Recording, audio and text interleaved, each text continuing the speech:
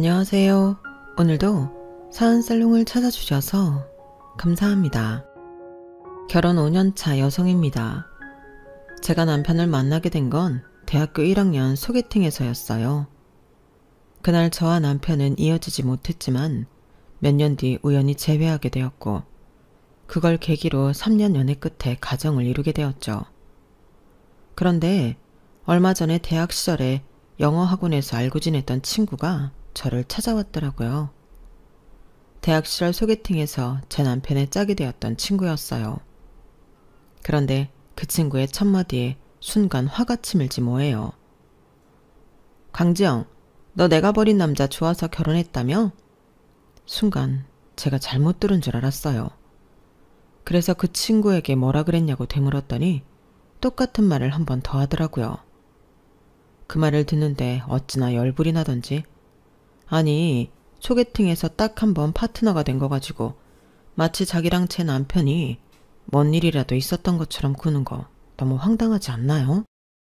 평소 연락을 자주 하는 친구가 그랬다면 장난으로 넘길 수도 있겠지만 10년 만에 뜬금없이 찾아와 이러니 어떻게 좋게 봐줄 수 있겠어요.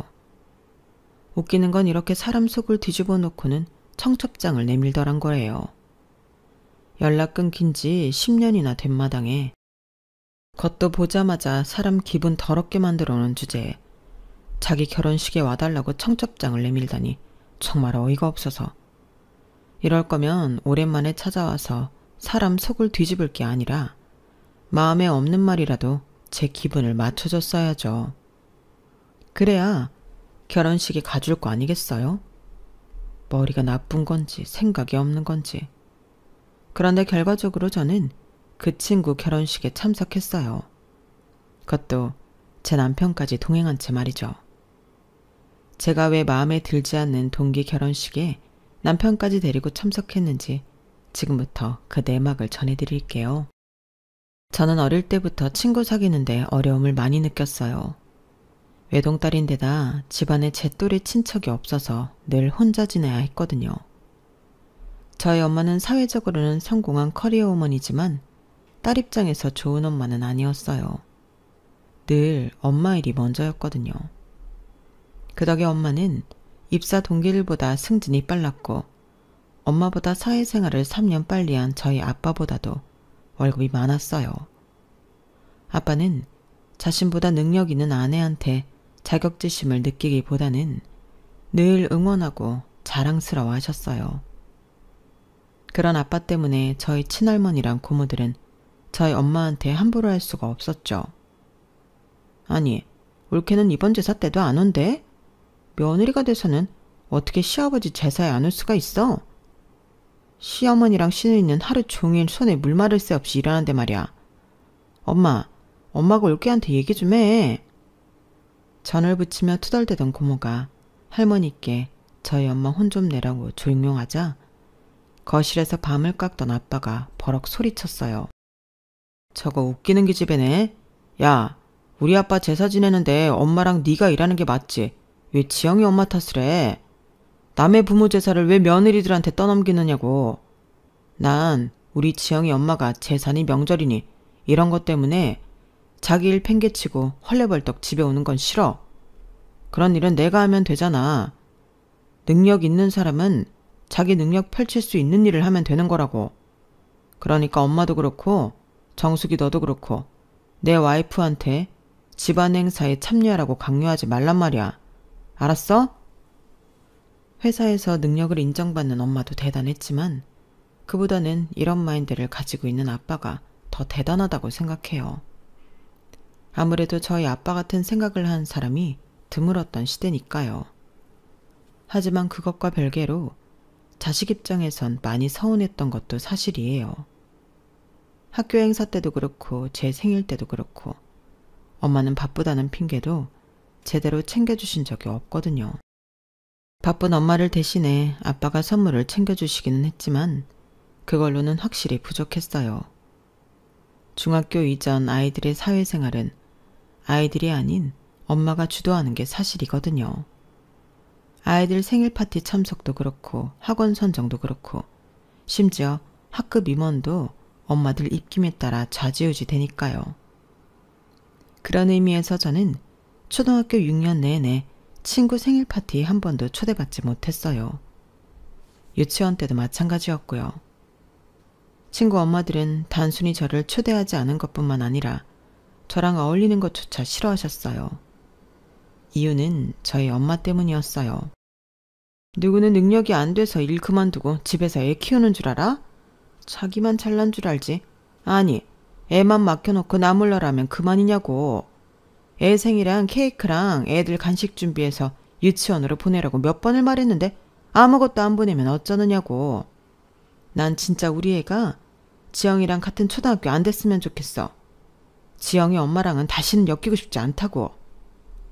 유치원에 다닐 때부터 늘 이런 말은 듣고 살았어요.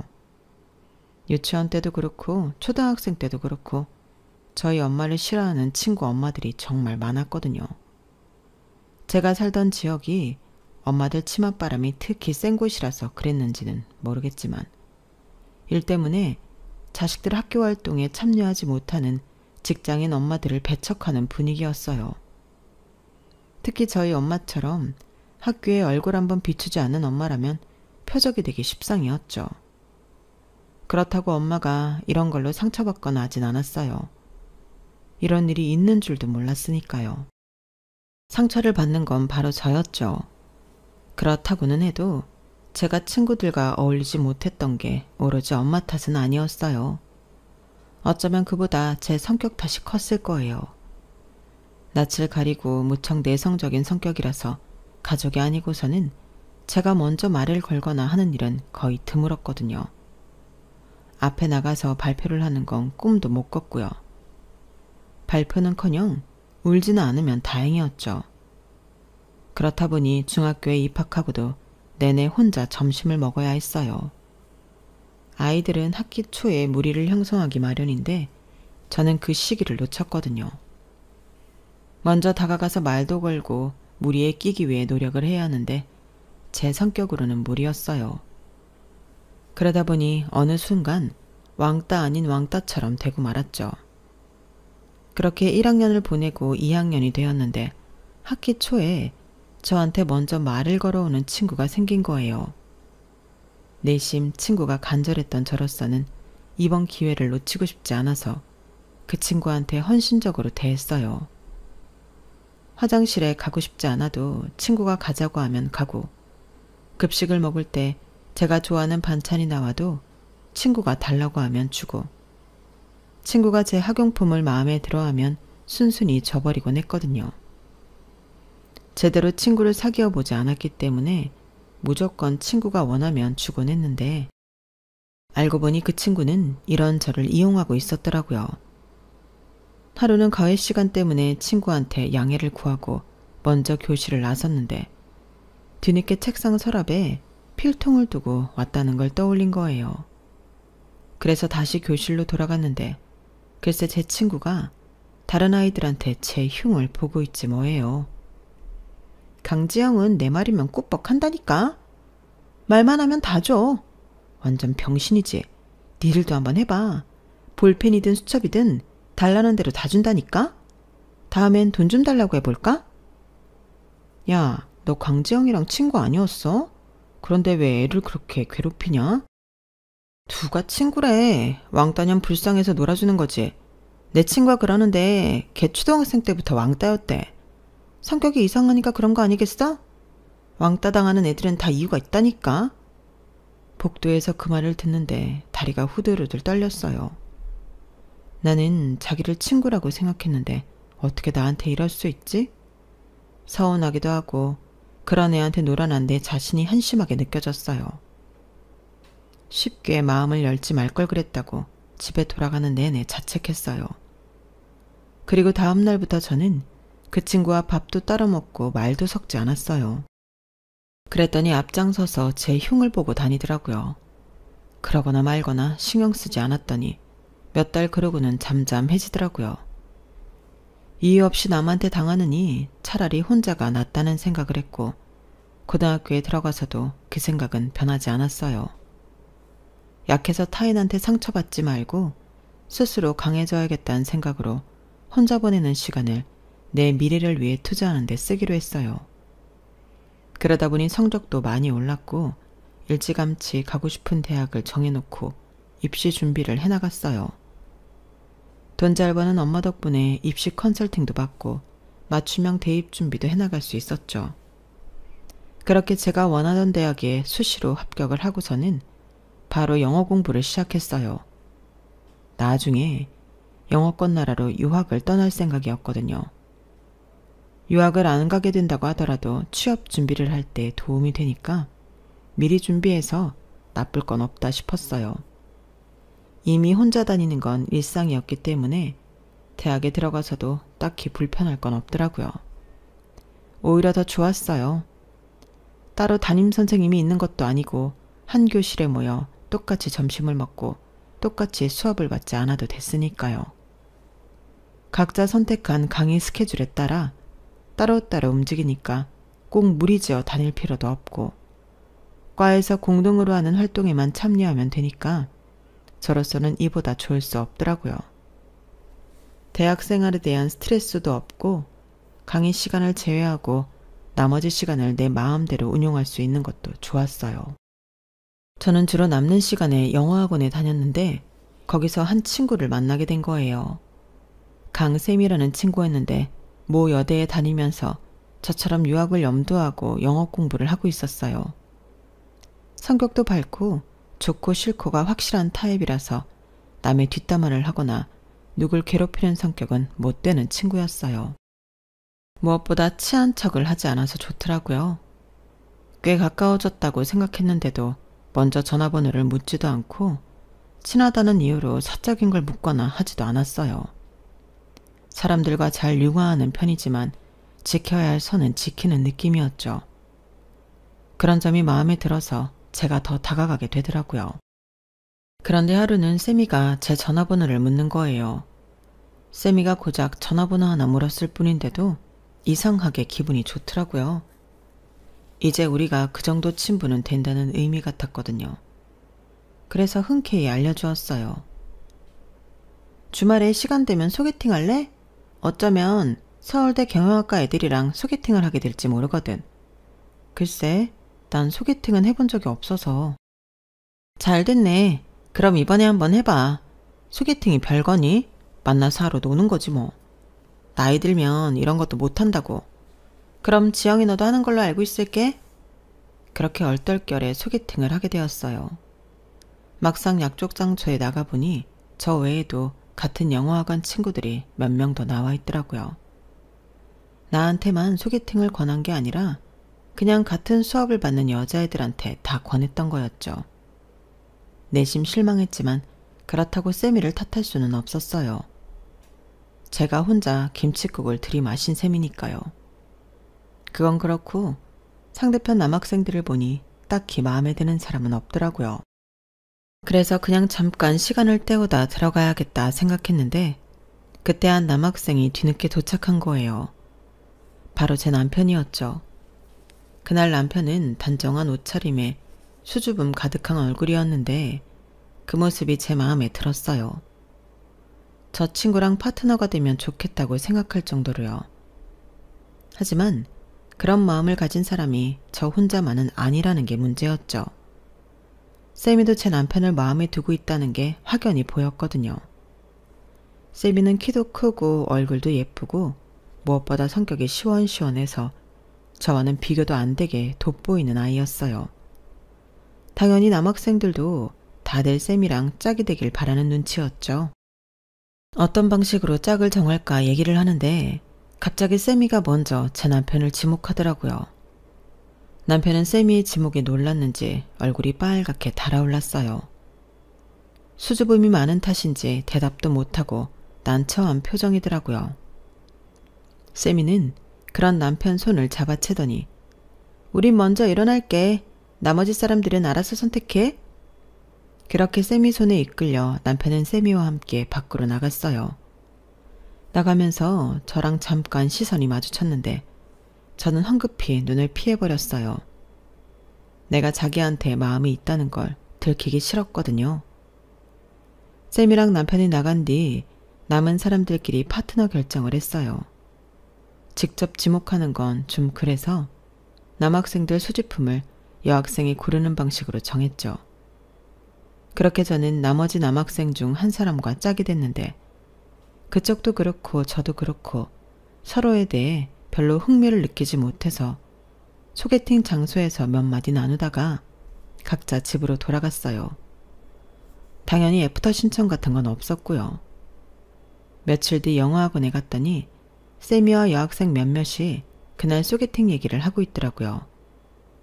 2명인가는 애프터 신청을 받았다며 계속 만나볼 생각이라고 했고 저도 그렇고 다른 한 친구는 그날 헤어진 이후로 연락이 없었다고 했어요. 제 관심사는 단연 쌤이었어요. 난 일단 킵해두려고. 보니까 집도 꽤 사는 것 같더라. 그날 입고 나온 옷 브랜드도 그렇고 대학 합격 선물로 받은 차도 있더라고. 걔는 당장 나랑 사귀자는데 고작 소개팅 한번 했다고 바로 사귀는 건 좀 모냥 빠지잖아. 지금 만나는 남자친구랑 깨지면 갈아탈까 생각 중이야. 그 말의 순간 저도 모르게 말이 튀어나갔어요. 쌤이 너 남자친구 있었어?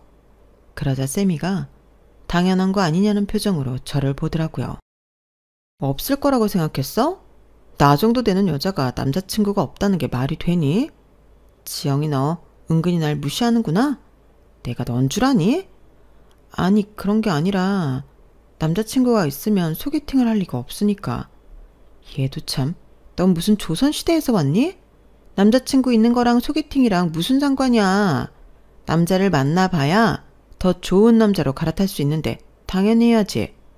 순진한 척하는 거니 생각이 없는 거니? 이상하게 그날따라 세미가 저한테 공격적으로 군다는 느낌을 받았어요. 그리고 그런 제 생각은 틀리지 않았더라고요. 그날 이후부터 세미는 저를 빼고 나머지 수강생들과 어울렸는데 은근히 세미가 저를 무리해서 밀어내고 있다는 느낌이 들더라고요. 그러던 어느 날 같은 수업을 듣는 선배 언니 하나가 저한테 그러더군요. 너 세미랑 싸웠니? 요즘 세미가 너만 따시키는 것 같던데. 초등학생도 아니고 다 큰 어른들이 영어학원에서까지 편가르 길라다니 철딱서니도 없지. 암튼 나는 그런 거에 관심 없으니까 혹시라도 말 걸 사람 필요하면 나한테 와. 먼저 제게 다가와준 선배 언니한테 고맙긴 했지만 솔직히 저는 그 정도로 상처받을 사람이 아니었어요. 이미 어릴 때부터 이런 상황은 너무도 많이 당해봤으니까요. 차라리 신경 끄고 내 공부만 하면 그만이었거든요. 이후 레벨이 바뀌면서 저랑 세미는 반이 갈렸어요. 그리고 얼마 뒤 세미가 학원을 그만뒀다는 소식을 듣게 되었어요. 유학을 떠났다더군요. 세미가 유학을 떠나건 말건 그건 저와는 상관없었지만 소개팅 이후 제 남편과 사귀었는지는 조금 궁금하더라고요. 하지만 굳이 사람들한테 그걸 물어보고 싶지는 않았어요. 자존심이 상하는 일이니까요. 그렇게 시간은 흘러 세미의 존재에 대해서도 희미해질 무렵 생각지도 못한 장소에서 남편과 마주치게 된 거예요. 그날은 아빠 생신이라서 패밀리 레스토랑에서 식사를 하게 됐는데 저희 테이블에 주문을 받으러 온 아르바이트생이 제 남편인 거 있죠. 소개팅을 한 지 몇 년이 지났으면서 우리는 서로를 한눈에 알아봤어요. 저야 마음이 있었으니 그렇다 치지만 남편이 저를 알아본 거는 조금 놀랍더라고요. 식사를 마치고 가게를 나서는데 나도 모르게 자꾸 남편을 찾게 되더라고요. 그래서 고개를 빼고 두리번거렸는데 제 뒤에서 인기척이 느껴지는 거예요.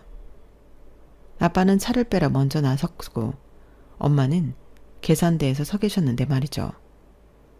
그래서 얼른 돌아봤더니 남편이 서 있더라고요.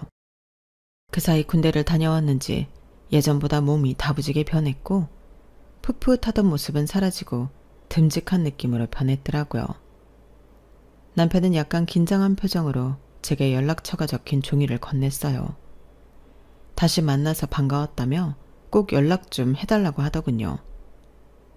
집에 돌아와 한참을 고민하다가 이번이 아니면 영영 다시 못 보게 될 것 같아서 일단 문자를 보냈어요. 그랬더니 바로 전화가 오더라고요. 얼떨결에 통화를 하게 된 저는 정신이 반쯤 나간 상태에서 약속 장소와 시간까지 정했고 며칠 뒤 남편과 홍대에서 만나게 됐어요. 따지고 보면 제대로 대화를 하는 건 처음이었지만 이상하게도 어색함 없이 마치 예전부터 알던 친구와 대화를 하는 기분이더라고요. 사실 그때 말이야, 난 너랑 되길 바랬어. 그런데 어쩌다 보니 다른 사람한테 끌려나가게 됐지 뭐야. 그 일로 얼마나 후회했는지 몰라. 남편은 그날 자기를 데리고 나간 여학생 이름조차 기억을 못하더라고요. 그래서 제가 알려주었더니 심드렁하게 그러냐고 대답하고 넘어갔어요. 자기한테 당장 사귀자고 했다던 세미의 말과는 상반된 반응이라서 누구 말이 맞는지 잘 모르겠더라고요. 세미 말로는 그때 사귀자고 했다던데 어떻게 그 사람 이름도 기억을 못해? 그러자 남편은 황당하다는 듯 그러더라고요. 내가 걔한테 사귀자고 했다고? 걔가 그래? 내가 자기 보고 사귀자 그랬다고? 난 그런 말 한 적 없어. 내가 마음에 들었던 건 너라니까. 그래서 그 애한테 네 연락처도 물어봤는데 자기도 잘 모른다고 그러더라고요. 소개팅 인원이 부족해서 자기 옆에 있던 여학생이 데리고 온 거라면서. 와, 걔 진짜 웃긴 애네. 그제야 왜 세미가 저를 따돌렸는지 알겠더라고요. 돈 있고 학벌 좋은 남자가 자신이 아닌 저한테 관심을 두니까 그게 자존심 상했던 거였어요. 그런데 남편이 이런 말을 덧붙이더군요. 내가 군대 가기 전에 우리 집이 망했어. 동업자가 공금을 빼돌려 도망치는 바람에 아빠 회사가 부도가 났거든. 그런데 그 무렵에 그 여자애한테 연락이 온 거야. 자기랑 사귀자고 그러더라고. 그러면서 같이 미국 유학을 가자는데 솔직히 어이가 없더라고. 자기가 사귀자고 하면 내가 당연히 받아줄 거라고 생각하는 게 기분 나빠서 딱 잘라 말했지. 우리 집 망해서 유학 갈 돈 없다고. 그랬더니 그 후로는 연락이 없더라. 소개팅 때도 나보다 내 차에 더 관심이 많더니 결국 걔 관심사는 돈 많은 남자였던 거지 뭐. 남편은 그 말을 하면서 씁쓸하게 웃었어요. 그건 돈 때문에 세미가 자신과 연락을 끊은 것 때문이 아니라 현재 자기 상황 때문이었을 거예요. 자라면서 고생이라곤 한 번도 해본 적 없던 사람이 아버님 회사가 망하면서 그동안 겪어보지 못한 시련을 겪게 되었으니까요. 아들의 대학 합격 선물로 중형 차를 사줄 정도로 재력이 있던 아버님은 전 재산을 다 잃고 물류창고에서 경비 일을 하게 되셨으니 얼마나 착잡하겠어요. 비록 더는 부모님께 기댈 수 없는 처지가 됐지만 오히려 그랬기 때문에 남편은 일찍 세상을 알게 됐고 남한테 기대기보다는 자기 힘으로 세상을 헤쳐나갈 힘을 갖게 된 것 같아요. 미국 유학을 준비했던 저는 남편과 사귀기 시작하면서 유학을 포기하게 됐어요.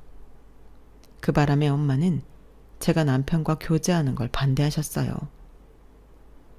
꼴랑 남자 하나 때문에 네 인생을 망친다는 게 말이 되니?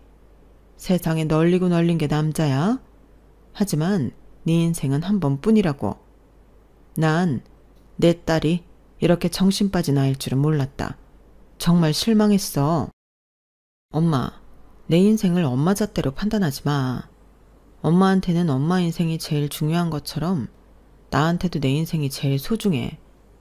정훈이는 엄마가 말하는 세상에 널리고 널린 남자 중 하나가 아니라 나한테 단 하나뿐인 남자라고. 유학? 그거 다녀오면 뭐가 달라지는데? 엄마처럼 좋은 직장에 취직해서 고속 승진하고 회사에서 인정받을 수 있을 것 같아? 아니, 난 엄마가 아니야. 엄마처럼 남편이랑 자식도 내팽개치고 내 출세만을 위해서 살 자신이 없어. 나는 엄마처럼 성공한 직장인은 될 수 없지만 적어도 엄마처럼 실패한 아내이자 엄마는 되지 않을 자신 있다고. 그러니까 나한테 엄마 같은 삶을 강요하지 마. 나한테 엄마가 필요할 때는 단 한순간도 곁에 있어주지 않았던 엄마면서 내 인생을 좌지우지하려는 엄마가 이해가 안 갔어요. 그래서 3년 연애 끝에 엄마의 반대도 무릅쓰고 결혼을 해버렸어요. 남편은 이제 겨우 직장에 취직을 한 상태라서 가진 돈이 없었고 저는 직장 생활을 한 지 3년 차라서 모아놓은 돈이 조금 있긴 했지만 그렇다고는 해도 결혼 자금으로는 턱없이 부족한 금액이었어요. 아빠는 엄마 몰래 돈을 보태주시겠다고 했지만 받기 싫더라고요. 엄마한테 큰 소리 땅땅 쳐놓고는 결국엔 부모 도움받아서 결혼했다는 소리를 듣고 싶지 않았거든요. 그래서 월세 원룸에서 신혼을 시작하고 예식도 조촐하게 치렀어요. 신혼여행은 형편이 나아지면 가기로 했고요. 그렇게 5년 동안 남편과 저는 10원짜리 하나도 허투루 쓰지 않고 돈을 모았고 결혼 2년 만에 투룸짜리 전셋집으로 이사를 할 수 있었어요. 작년에 대출을 끼고 수원에 32평짜리 아파트를 장만했답니다.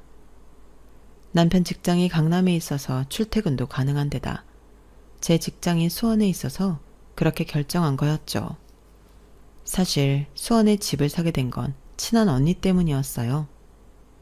대학 시절 영어학원에서 만났던 언니인데 저와는 소울메이트 같은 사이거든요.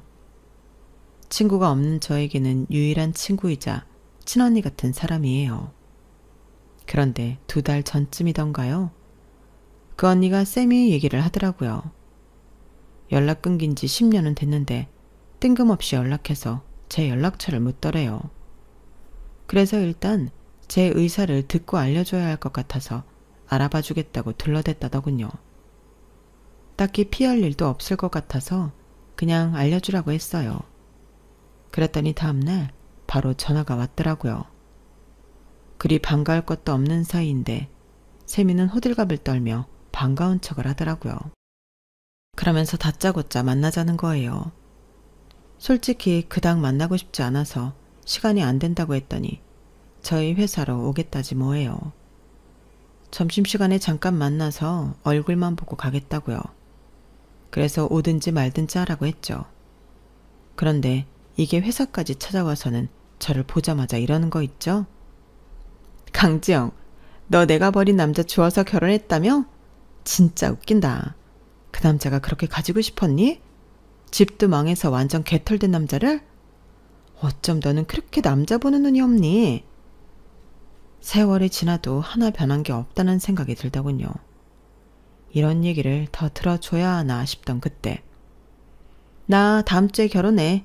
미국 유학 가서 만난 남잔데 집이 엄청 부자야. 우리 아버님이 신혼집도 60억대 아파트를 해줬다니까? 지영아, 남자는 이런 사람을 골라야 하는 거야. 너 집은 있니? 혹시 전세살이 하는 건 아니지?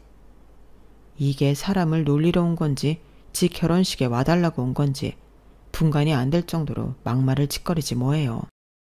그런데 잠시 뒤 저희 앞에 벤츠 한 대가 멈춰 서는 거예요. 그리고는 차창이 열리더니 세미한테 손을 흔들더군요. 차에서 내린 남자는 키가 세미보다 작았어요. 게다가 미안한 말이지만 인물이 정말 아니더군요.